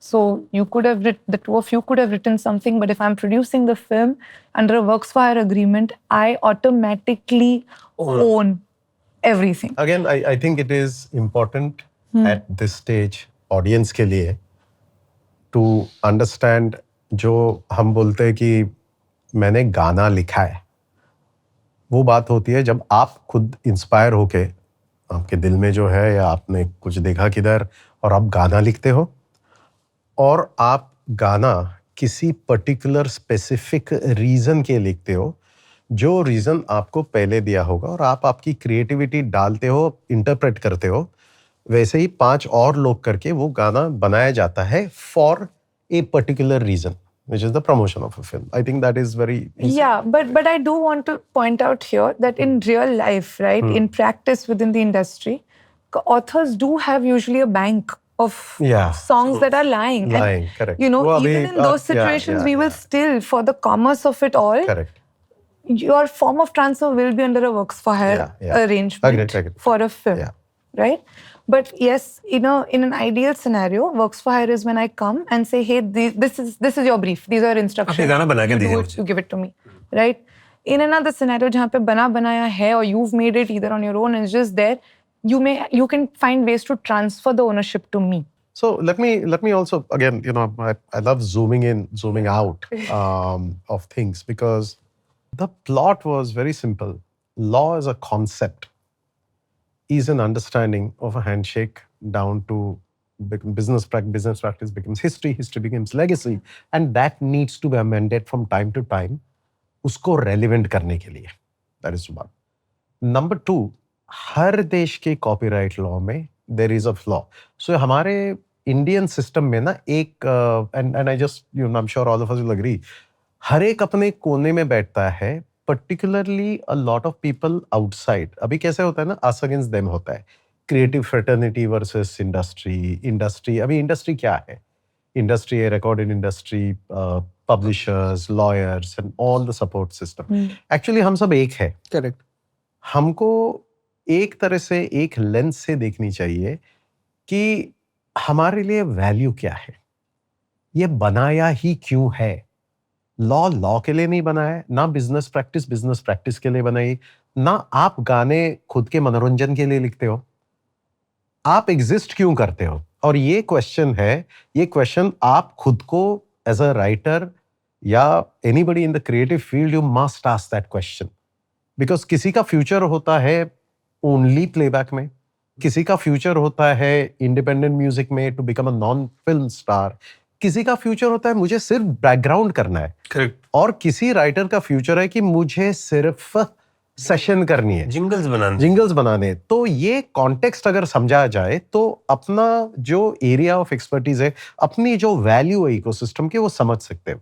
Confusion भी आ रही है because हर एक को ये जो publishing word, and I am really glad we are doing this session, कि वो इतनी मिसअंडरस्टूड है कि हर एक को कॉपीराइट की जरूरत नहीं होती है. Point number 1. Point number 2, and I think good you brought it up, कि there are business practices, our legacy is different as opposed to the West legacy, and I'm going to bring this thing out. जो हम पहले discuss कर रहे थे कि ये word आया कहाँ से. Forget India, हमारी तो जो फिल्म की लेगेसी है 100, 150, 200 साल पुरानी, म्यूजिक की, ये हमारे इधर फिल्म के साथ साथ नॉन फिल्म म्यूजिक होता था. ये किसी इंडी म्यूजिशियन ने नहीं किया. ये 4 साल पहले इंस्टाग्राम में बैठ के 2-4 कॉर्ड बजाता था, वो सडनली आके बोला यार मैंने इंडी म्यूजिक की. पागल हो गया. हमारे यहाँ पे प्राइवेट एल्बम सालों से 150, 250 सालों से चालू है. Look at the rich history was that misconstruct is what frustrates me, the school of WhatsApp English, कि यार आप अगर 2 स्ट्रिंग बजा रहे हो तो आपको लगता है कि आप नॉन फिल्म करो. पागल हो यार, कहाँ से क्या, कौन सी बर्फी खा के आए हो आप.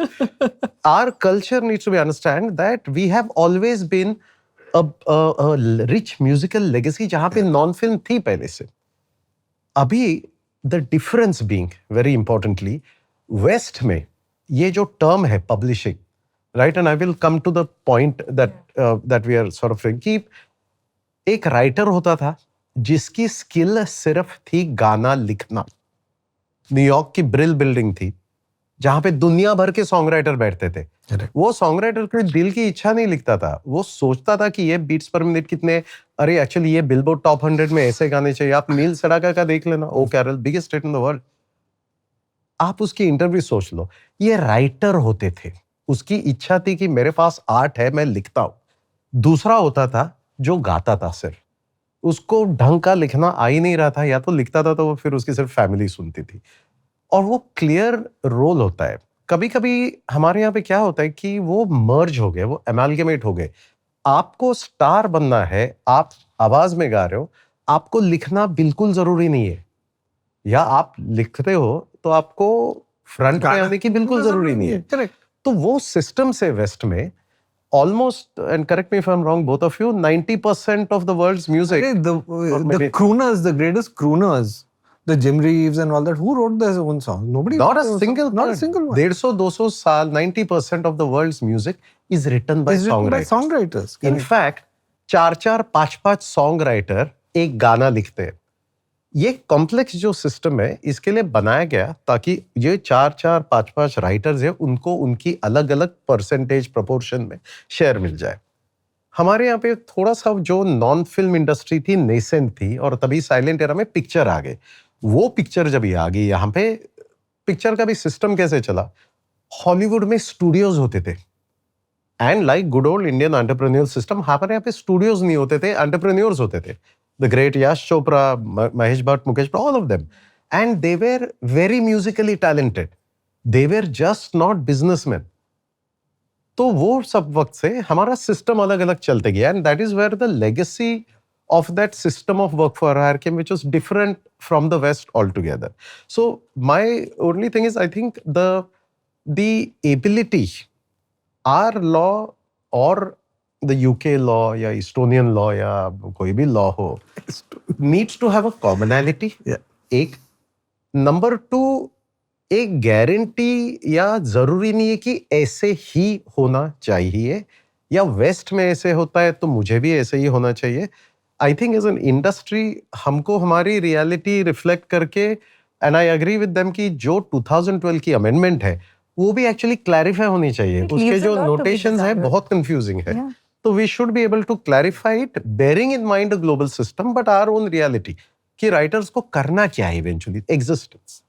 So I always say that the 2012 amendment has its heart in the right place. Now let's find out where the kidney is on the.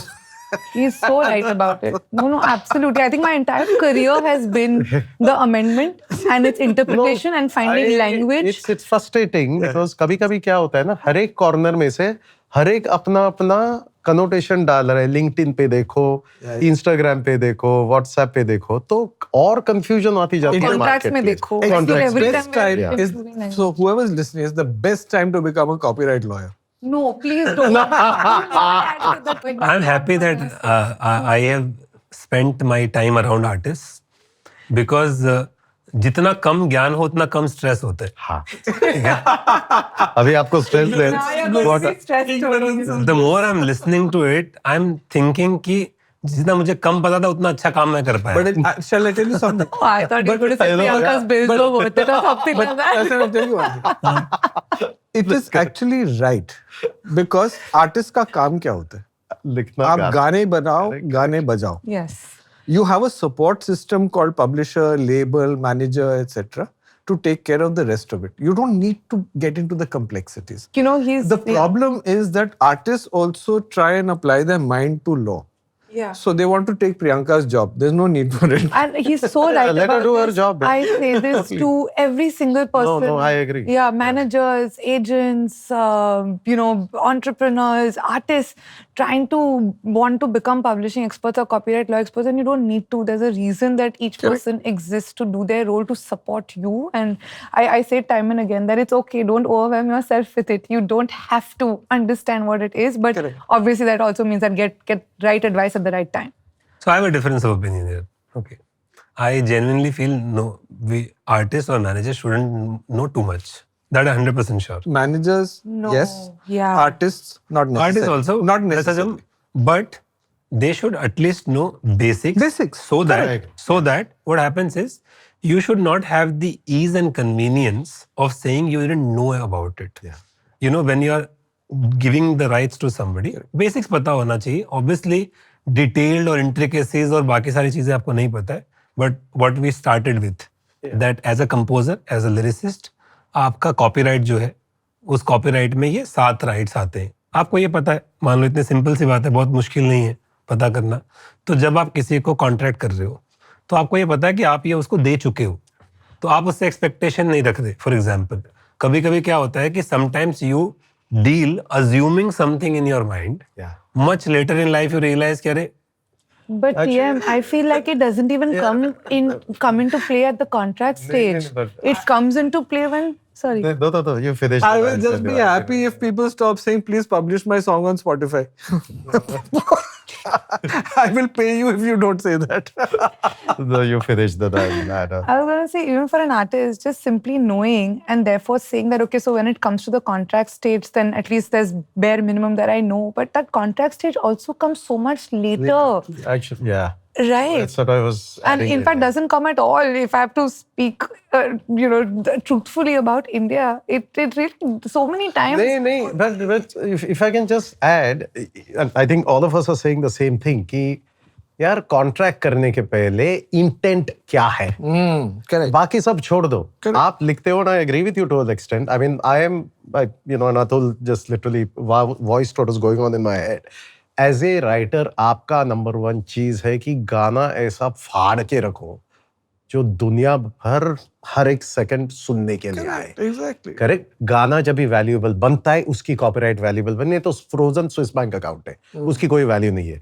But having said that, you are right, a manager needs to be educated enough to select who his label and publisher should be amongst First, I know the difference between a label and a publisher. Actually मैं वही आना चाहता हूँ। आएंगे। और दूसरी चीज है, आर्टिस्ट को ब्रॉड नॉलेज होना वो जरूरी है, not to go into different things, to say यार ये मेरी क्लैरिटी है, बिकॉज इवेंचुअली आर्टिस्ट गाने बनाता है, पर वो गाने किस चीज के लिए बना रहा है। अगर वो पिक्चर के लिए बना रहा है, अगर व्हाटएवर, एक ब्रॉड अंडरस्टैंडिंग जरूरी है, बिकॉज अभी का क्या है ना, वक्त भी बदल गया है। वक्त बदल गया कि रोज अलग अलग सर्विसेज आ रही है, रोज अलग अलग प्रमोटर्स आ रहे हैं, तो थोड़ा broad understanding is good enough. Not only that, I feel the artist needs to know not just in the context of who they are for what are they doing it, but who they are working with. Because artists are also collaborating so much, or always working with somebody else, right? Yeah. So if you at least have broad strokes of, hey, what I understand, you'll be amazed, TM. At this point, I think we end up sending more pre-litigation notices than we actually do contracts. And the reason for it is that writers have come together, worked. No one has any understanding of publishing and who owns what, and the work has been delivered to a record label, and then someone is trying to sit and deconstruct this entire mess. So that's what I'm saying. Contract is still last leg. But let's call a spade a spade. Why does this happen? Which one of us are you calling it? Why does this happen?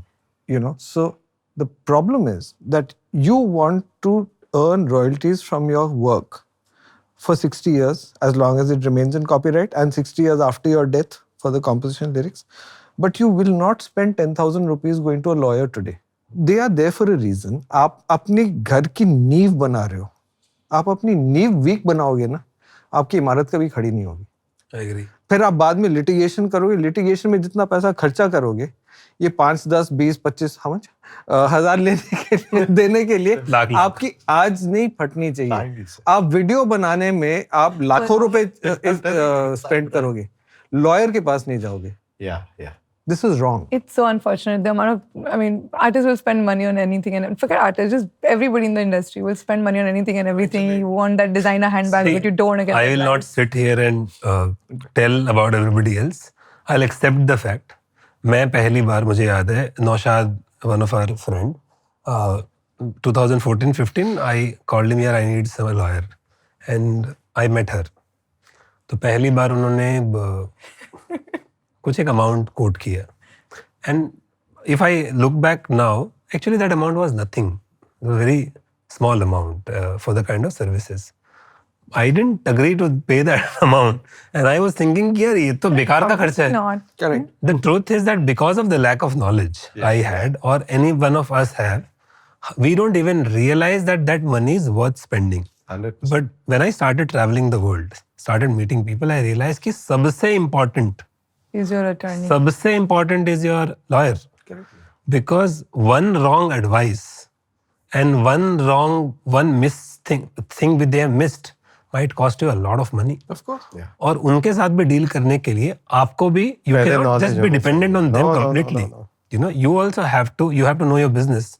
आपको भी basic चीजें सीखनी पड़ेंगी ताकि उनकी life भी easy हो, वरना बेचारा लॉयर समझाते रह जाएगा, आप कंफ्यूजन में रहोगे. And that's the whole point. So are you going to spend your time as an artist trying to understand all this, or just give it to a lawyer and say, please handle it for me? I think it's. I agree with it, but I will still always say it is clear as an artist. भले आपको पूरे 7 law, 4 law, 15 law हो, 20 हो, समझे या ना समझे, मोटा मोटा अगर समझ आए, आपको एक कौन सा लॉयर या कौन सी लॉयर अच्छा है नहीं है आपके भले के लिए, because everybody's got there speciality. आप अगर पेटेंट लॉयर के पास जाओ, बोले इसका कॉपीराइट करो, तो समझ में नहीं आएगा. IPR law is different. दूसरी चीज है कि इंटेंट. अगर आप आपके लॉयर को ही नहीं समझा पा रहे हो कि आपकी इंटेंट क्या है, लॉयर क्या करेगा यार? Very good point. Very good point. Intent is excessively be very clear and don't go back on that intent. So this podcast is sponsored by the Entertainment Lawyers Association of India. We have set a base rate with. Can we take a break? देखो इस podcast से किसी को फायदा होया नहीं हो, जितने भी एंटरटेनमेंट लॉयर्स हैं उनको entertainment तो हो जाएगी. Now there are two things. One is कि ओनरशिप की जब हम बात कर रहे थे कि 2 तरीके की ओनरशिप है. एक ओनरशिप है मास्टर की और एक ओनरशिप है अंडरलाइंग वर्क्स की. करेक्ट? तो जो अंडरलाइंग वर्क्स को ओन करता है ऑब्वियसली वही उसको मोनेटाइज करेगा. करेक्ट? और जो मास्टर को ओन करता है ऑब्वियसली वही उसको मोनेटाइज करेगा. Correct me if I am wrong. तो मास्टर्स को मोनेटाइज करने के अलग अलग तरीके हैं. जब भी हम मास्टर को मोनेटाइज करेंगे, जो बैंगन और भरते वाली बात है कि अगर आप मास्टर को मोनेटाइज कर रहे हो बिना पब्लिशिंग के, बिना बैंगन के भरते नहीं बनेगा, बिना कॉम्पोजिशन और लिरिक्स के गाना बन ही नहीं सकता है, तो ऑटोमेटिकली जो पब्लिशिंग है उसकी भी मोनेटाइजेशन होगी. करेक्ट? लेकिन पब्लिशिंग की अलग से मोनेटाइजेशन हो सकती है जिसमें मास्टर मोनेटाइज नहीं हो रहा है. बिल्कुल. तो अब हमको ये डिफाइन करना है कि ओनरशिप कैसे किसकी किसकी होती है. तो जो हम पब्लिशिंग की बात कर रहे हैं, तो पब्लिशिंग जैसे फॉर एग्जांपल पब्लिशिंग और आर्टिस्ट शेयर, एक कॉपीराइट में ये 2 चीजें होती है. If I am not wrong, correct me if I am wrong. I don't understand the word artist. Artist share. Okay. हमने आपको सिखाया what is the correct term. फिर आर्टिस्ट कौन होता है? अभी आप अभी बताइए. पब्लिशिंग में नाम कम. वापस बताइए. ऑथर. Author share correct. और writer share. So artist share is not Getting there. a legal word. It's just a word which we loosely use. I think so. Yes. Yeah. Correct? So author share and publisher share. Correct. Correct? ये हमारे underlying work में 2 share होते हैं. मेरा सवाल है कि is this number fixed कि पब्लिशर का शेयर कितना होगा Yes. और ऑथर का शेयर कितना होगा? It says in the law, it says equal remuneration. So it Which says is on 50-50. an equal basis. Equal basis. Between assigner and assignee, it says on an equal basis. Okay. It's also good to go a step further to explain what that 50, 25, 25. Yeah. So all PROs, for example, around the world, they collect and they pay for the performing right. 50% goes to the publisher and 50% goes to the songwriters. Whatever share that they have. But sorry, I just want to step back. And in fact, this is something that I wanted to say right in the beginning when I said that there is a myth, right? First myth was that copyright is one single right, whereas it's not true. It's a bundle of rights. The second myth is that publishing only means writer's share or is to collect public performance income. For the large part, when I have a lot of talent, a lot of writers who say that, oh, but I'm not getting any publishing. What they largely mean is they're not being able to collect their writer's share from a PRO. Why is that? That's what I'm saying. Colloquially, most people understand publishing to mean that, hey, it is only limited to my right to collect royalties from an IPRS. But in my view, That's it's the not performing just right. that. No. So, see, Yeah. It's not just that. Imagine if I was... But let's explain. If you and I were co-publishers, I'm the author and I co-own publishing with you, then it's not simply public performance income. So I'll and you know I'll just Right. throw up again. I'll give a Huh. Western context, Huh. and then maybe we can take it. There is a public performance share, and then there is a mechanical. Correct. In most countries, the mechanical collection society, mechanical PRO, or the public Performance Collection Society, Public Performance PRO, are two different organizations. Why was it like that? Don't ask me. Because That they're was separate until- rights. They're separate rights. But Yeah, also, yeah, absolutely. the rights were very clear. So what would happen is as times changed, like in Australia, APRA, AMCOS got together. Like in the UK, MCP, SPRS got together because the client base also increased enough that it was getting hard to go to different places. And mechanical shrank. And mechanical, yeah, shrank, of course. अभी इसमें क्या हो गया कि India में, and in many ways, we are, as much as we like to bash ourselves, we are also forward. Because यहाँ पे IPRS में दोनों rights collect करते हैं, mechanicals and public performance. One too many. Right? Yeah, in that sort of system. So I think that is one right. Correct. But there are also other rights कि आप अगर India का publishing ownership basis पे है, India का publishing represent basis पे नहीं है, जो आई थिंक टर्न की कर रहा है. For instance where as a pure pay publisher, and correct me if I am wrong, but as a pure pay publisher, if Priyanka and I are songwriters and we've signed to you saying Atul handle our publishing, you actually become our publisher. Correct. With or without a record out even on Spotify. Correct. तो आपका काम हो गया कि आप आके times music को pitch करो, या आप आके if Tarsem was a talented singer which is not, आप इनको पिच करो कि यार आप सिंगर टैलेंटेड हो पर आपके पास गाना नहीं, मेरे सॉन्ग राइटर का गाना लिखिए और टाइम्स म्यूजिक पे रिकॉर्ड कर लीजिए. सो that is the creative exploitation of that right.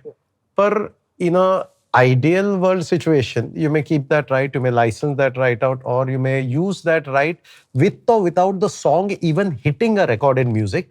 It may be used in a OTT series. Correct. That way. So I think that's what Priyanka. So just to come back to what Priyanka was saying, so it's not one copyright. Right? We're talking about the 7 rights. Now, what does our law say? Assigner, assignee, equal share. And the point that she was making, and Mandar also made, that we've done a workaround now. So समझ आए नहीं आए, IPRS cannot license a synchronization right, for example. But the labels / publishers have all agreed कि अगर synchronization होगा, हम 50% of that we will pay IPRS to pay the writers. So Just that's one because the law says it is equal share. So I don't know why they're not, if people are not collecting, I don't know why they're not. No, but I could choose to sit out of an IPRS membership. Then how did... And That's a different. That's a different issue. No, I'm saying जैसा Choice say- and intent. जैसा कि हम लोग देख रहे हैं, हमारे जो पैनलिस्ट है वो कंफ्यूज हो गए हैं थोड़े से. अभी ब्रेक चाहिए यार, अभी ब्रेक Break कितने एक्चुअली ना हम लोग क्या काम करते हैं, हम लोग आज का पॉडकास्ट यहीं खत्म करते हैं, ठीक है ना? PM is like, I need a private tutorial. Chirag, come back. Let's take a break. I think so. Yeah.